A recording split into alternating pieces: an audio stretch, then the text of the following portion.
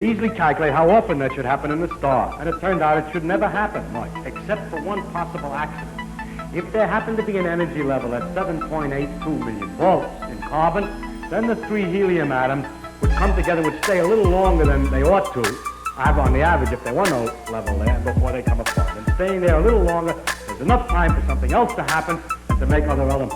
And if there was a level of 7.82 million volts in carbon, then we could understand where all the other elements in the periodic table come from.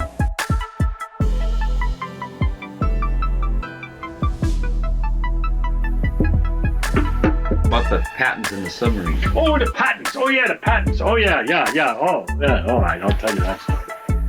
Just after the war, I went back home, and I was at Cornell University, and I'd come back home to visit, and so forth.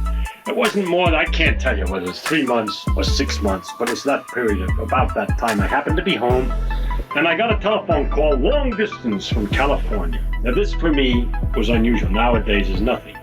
But that was something, a long distance call from this marvelous place, California, for 1 million miles away, you know? Something very important was always a long distance call in those days. You have to picture the situation. He had the call, and I answered the telephone. Hello, is this Professor Feynman? I said, yeah, it's just I am. He said, well, this is such and so airplane company. One of the big airplane companies in California. Unfortunately, I can't remember which one. Big company in California. And he said, now what we're planning to do, he said, is to open up a laboratory. We're starting a laboratory on nuclear-propelled rocket airplanes. And we expect to have so much dollars, big numbers, to operate the laboratory. There will be so and so many people. I said, just a moment. I said, you're telling me all this? I don't know why. He says, just let me speak to you. Just let me tell you, sir. Just let me do it my way. I said, all right. So it goes a little long. How many people are going to be in the laboratory? The different layers of echelons, there'll be guys working on the so-and-so many people at this level, so-and-so many technical people at this level, so-and-so many PhDs, so-and-so many. He's telling me all this stuff about the future laboratory of the... I said, excuse me, but I think you have the wrong fellow. He says, am I talking to Richard Feynman, Richard P. Feynman? I said, that's right. I said, but you're talking... He says, would you please let me present what I have to say, sir, and then we'll discuss it. I said, all right. I sit down and I sort of close my head and I listen to all that stuff, and I don't know why he's giving me all this information. I haven't the slightest idea, and it's very detailed. It's very detailed information. So I said, well, why do you tell me all this? He says, because, he says, I'd like to know if you would like to be the director of this laboratory. So I says, have you got the right fella? I said, I'm a professor of theoretical physics. I'm not a rocket engineer, an airplane engineer, or anything like this. So he says, yes, he says, I'm sure we have the right fellow. I said, well, where did you get my name? He says, sir, your name is on the patent for rocket-propelled airplanes. Oh, I said, and it was true. And I realized why my name was on the patent for rocket-propelled airplanes, and I have to tell you the story. Of course, I immediately gave the job up. But of course, I wanted to continue as a professor and not become the chief of this wonderful $1 million laboratory.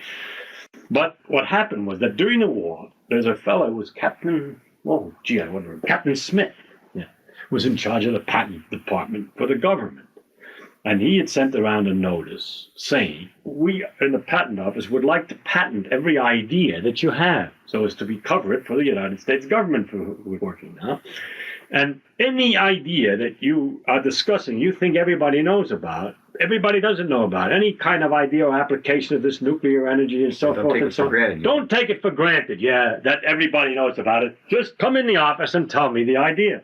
So I see this fellow at lunch, and when we walk back to the technical area, I said, listen, that note that you sent around, that's kind of crazy to talk about every idea.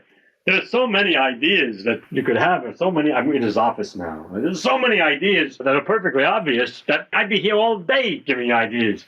He says, like what? Well, I says, nothing to it. I says, for example, you have nuclear reactor underwater. Water comes in, steam goes out the other side, goes along. It's a submarine. Nuclear reactor. Air comes rushing in the front, heated up by the nuclear reaction. Out the back, boom, through the air. Or you could have a rocket. You got a tank of hydrogen, goes through the thing, zoom. Power plant. Only instead of using ordinary uranium, use enriched uranium with beryllium oxide at high temperature. I said, there's 1 million of them, and I slammed the door and going out. So nothing happened. 3 months later, he calls me in the office. He says, the submarine has already been taken.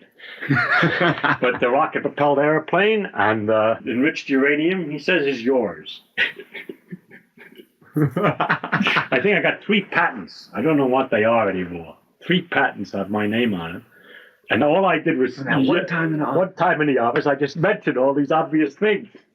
Well, what happened was that when these guys are working out this laboratory and they're trying to find out who's an expert in rocket-propelled whatnots, well, there's nothing to it. They look at the patent. Who's got the patent on it? I got the patent on it, rocket-propelled whatnot. And so there's my opportunity to be the head of this laboratory in California. But I remember something else to tell you about that patent business, okay?